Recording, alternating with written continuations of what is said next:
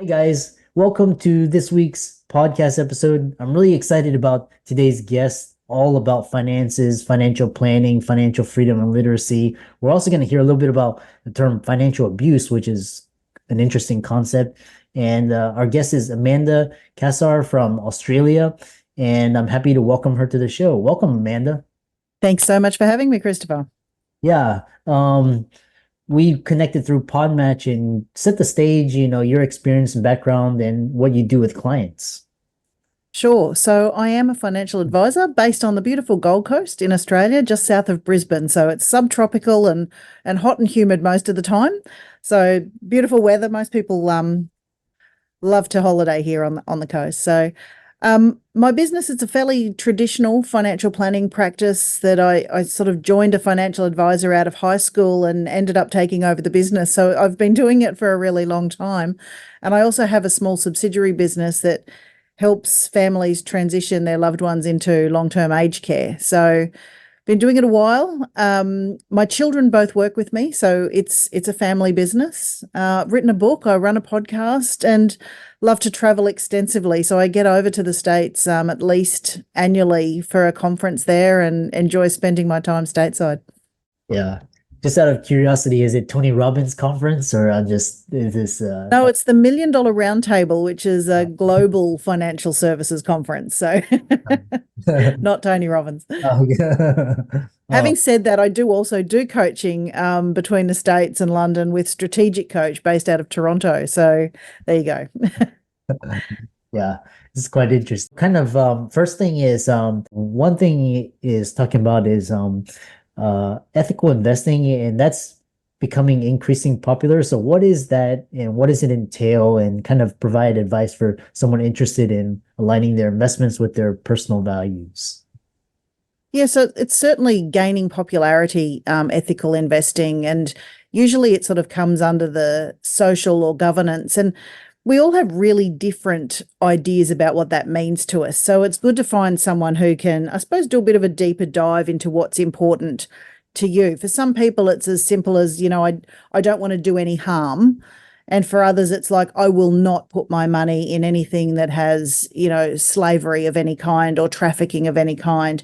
It used to be sort of, keep guns and cigarettes out of my portfolio. It was quite quite simple. And then of course we've had all these terms come up now like greenwashing, where these funds are pretending they've got these really ethical investments and you do a deep dive and they're really not that ethical. So it's a tricky space. Some people love just social impact. They'd like to invest in hospitals that are doing research and making great strides in what they're doing. So because it's such a wide range of options, it's good to really be understanding of what's important to us. And I think sometimes until we've got that questionnaire sitting in front of us, and it may be everything's important to us. We're super greeny to the core, total tree hugging, composting hippie, which I completely sympathize with. Or it might just be, look, I really just don't want to be part of that. Other people just don't care. They want their money to grow, and it doesn't really matter to them where it ends up. So it's a very personal choice and one worth doing a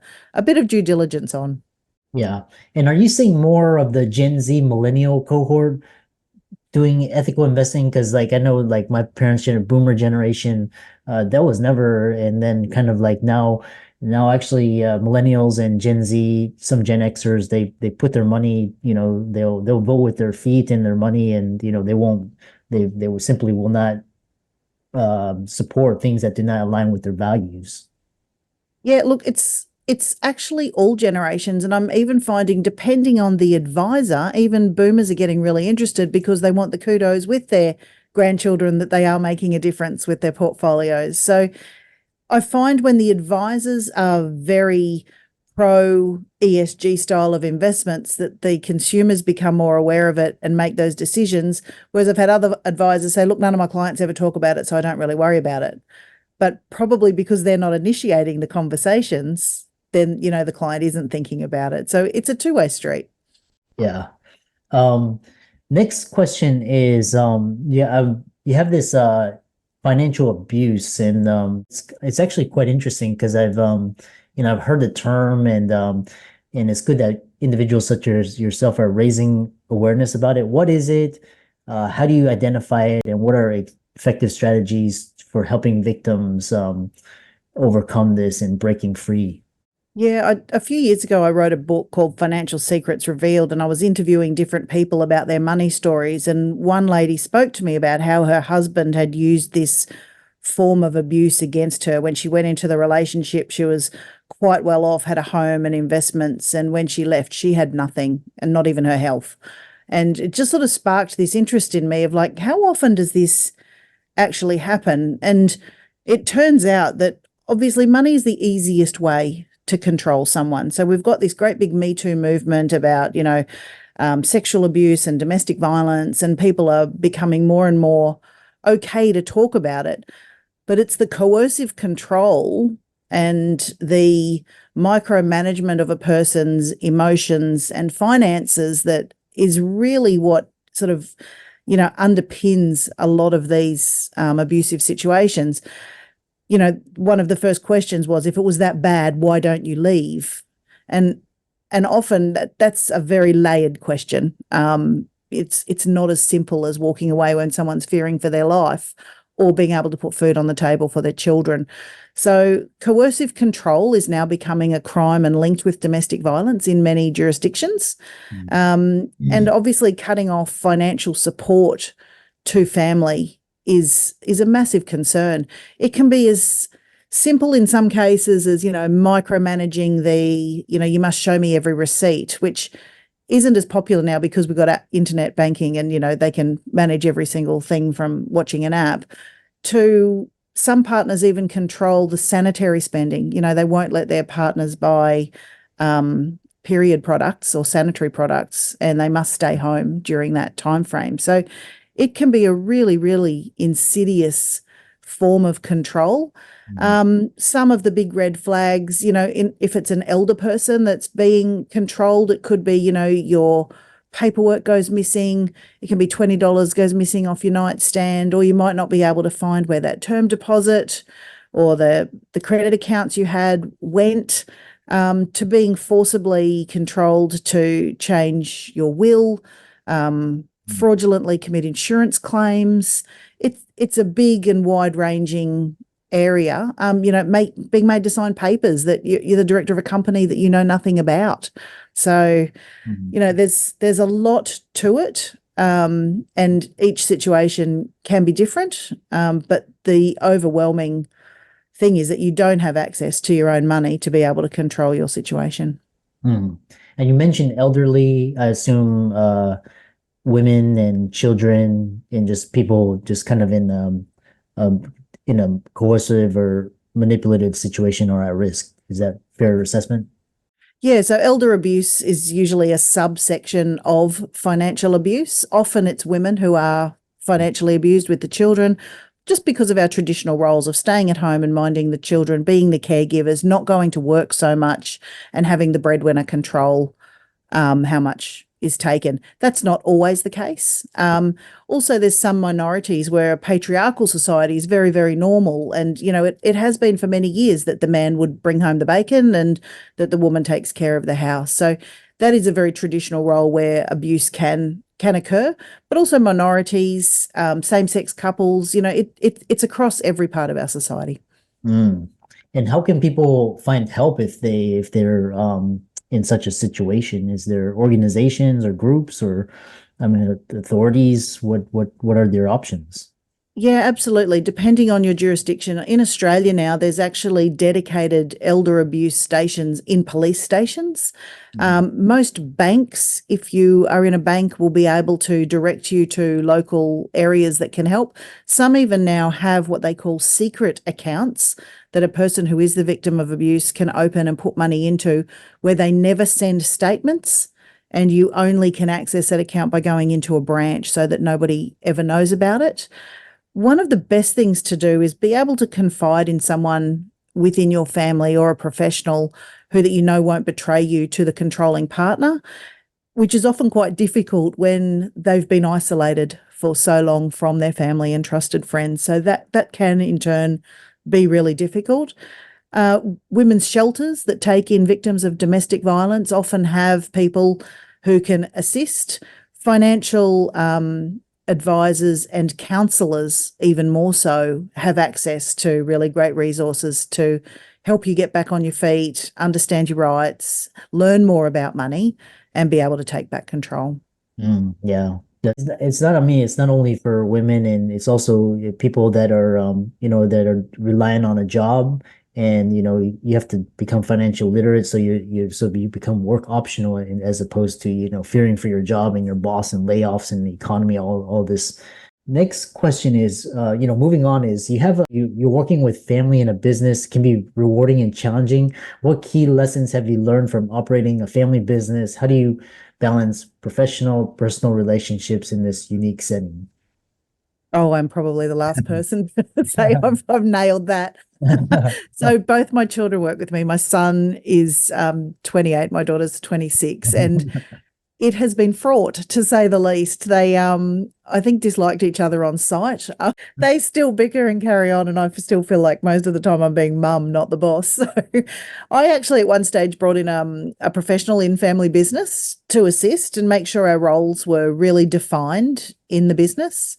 We're very fortunate that our kids actually like to hang out with us, not only at work, but afterwards on weekends as well. So, look, Yeah. is there a silver bullet? If there is, please tell me, because I wish I'd found it. I just think it adds that layer of complexity, but there's also that layer of love. And hopefully within family, you've got each other's backs. And even when things go bad, there's that love underlying everything that, hopefully is going to make it all okay in the end. I know that's not every family, so I'm speaking for myself here. But yeah, it's certainly not an easy thing to navigate at the best of times because of the extra layers and nuances that become part of family business. And it's also sometimes difficult for other people to be a part of that because they, whether it's there or not, there is a perceived favoritism that you're going to treat family members better than other people, or you're not seen to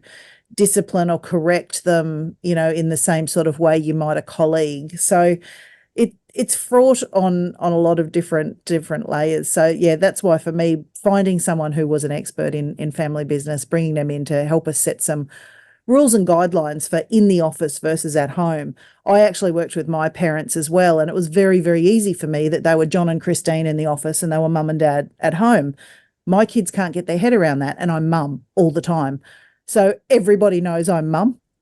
And look, a lot of people actually want to deal with a family business. So in some ways it works for us as well. So yeah. But look, if there's a magic answer, someone can tell me.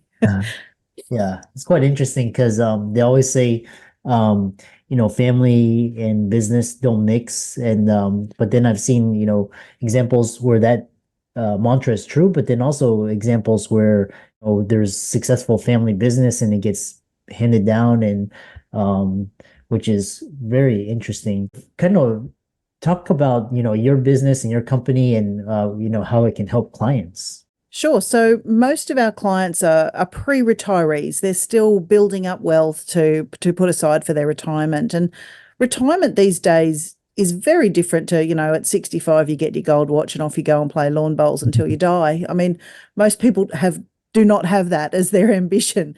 So, at 65 today, we could live for another 30 years after that. So if we've only got a working life of 45 years and then have to fund the next 30, that's suddenly a really different concept of, is 65 still the magic number?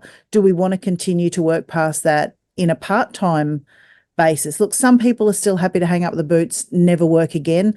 Others couldn't think of anything worse. They want a purpose. They want to still feel useful, even if, playing with the grandkids on the, part of the time is a goal, and doing travel.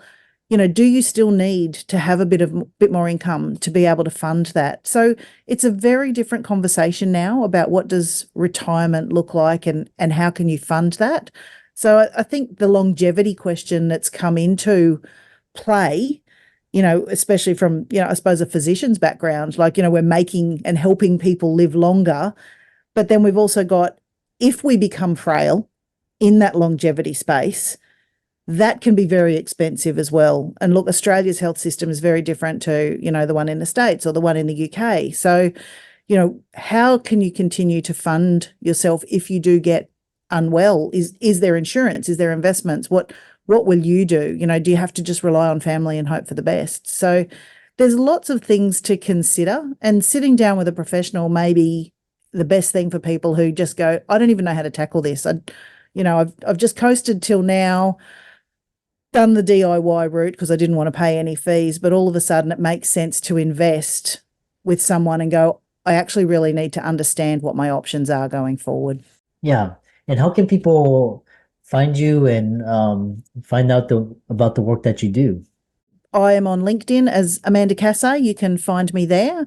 My work website is wealthplanningpartners.com.au. So probably more suited to the Australian audience, but general questions, and please connect if you'd just love to say hi or hear more about my adventures. I've had lots of lovely adventures around the world, from Uganda to Malawi to India to just traveling and making the most of my experiences. So yeah, I'd love to share stories and hear from people. Yeah. And for all the audience out there, be sure to follow Amanda's social media, give her a like and follow. I'll check out her website. And with that, thanks so much for coming on to the podcast. Thanks so much for having me. Really appreciate it.